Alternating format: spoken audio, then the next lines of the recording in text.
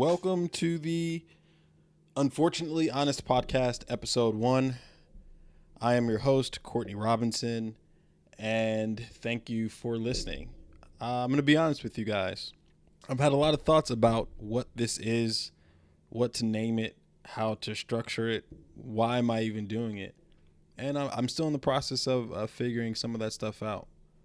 But what I can tell you is the name, Unfortunately Honest. What is that? Where does that come from? The last 5 years especially have been full for me in terms of life, the good and the bad, love, hate, friendships, relationships, growth, success, finances, death and dying, those two things not being the same. And all of it is pushing me to this place of really wanting to have the most meaningful and the most candid conversations in pretty much every area of my life. What does honesty look like with yourself? What does honesty look like with your loved ones? What does honesty look like with your friends? Are we really being real with ourselves? And I think that the thing that is so interesting to me is that when we're doing that, in the purest state, that shit is uncomfortable.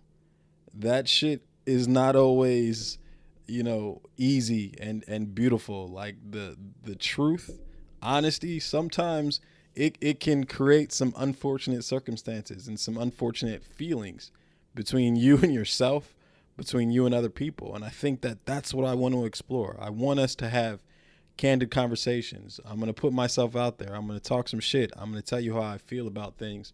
And I'm going to try and be as honest as I can with you about wherever I am at in that process as it relates to my life, as it relates to the things around my life, as it relates to the things in the world that we're all kind of taking in and considering and thinking and talking about and commenting on.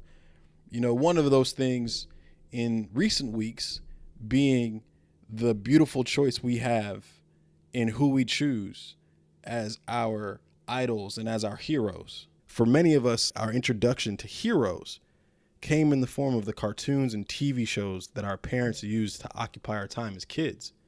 Whether it was Superman flying through the air or Batman stepping out of the shadows, our heroes typically wore capes as functional utilities and not as fashion accessories. And then something interesting happens like around adolescence. We grow up a little bit, we go into the world, and somewhere during that time, we're introduced to all types of figures.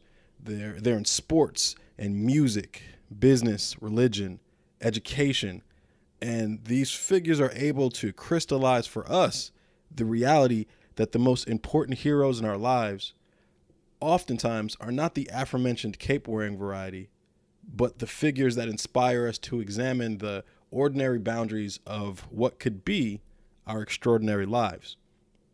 In the last few weeks, like many of you listening, I have been overwhelmed with conversations about one such figure being Kanye West.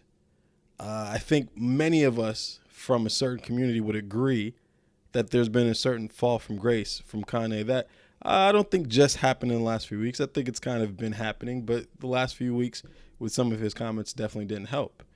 Over the last decade, Kanye West became one of those figures that we lauded as a hero, not merely because of his obsessive commitment to never being the same artist twice, but also due to his compulsory nature to blurt out the truth.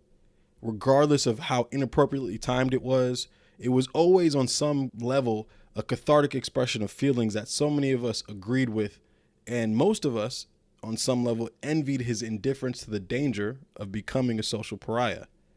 That same aptitude for indifference is what has allowed Kanye to step closer to a president enforcing policies that damage the communities that West has previously given voice to. And in maybe his craziest, most TMZ moment, he blurted out and expounded on a half-produced thought as to why he thinks slavery is a choice. But here's the thing. West is no politician. He's not a scholar. He's not a philosopher in the traditional sense, although some people would argue that. He's not even a talking head. He's arguably a musical genius. And for that reason and that reason alone, many of us, even though we'd like to forget, Ye became our hero. But, and I think this is the but that a lot of people need to confront, and it's hard. Ye's perceived fall from grace says less about his actual attributes as a man and really more about you and me and everyone that has felt disappointment and sadness around his actions. Here's the truth of it. Talent doesn't equate to heroism.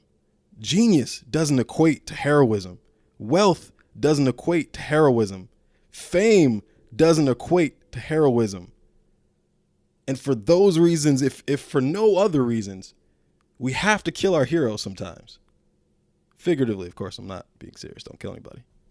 Kanye West can't be our hero any more than Superman or Black Panther, because although each might offer reference points for the things that we want to say and the things that we maybe want to do and the people that sometimes we wish we were, the reality is that none of them is coming to save us.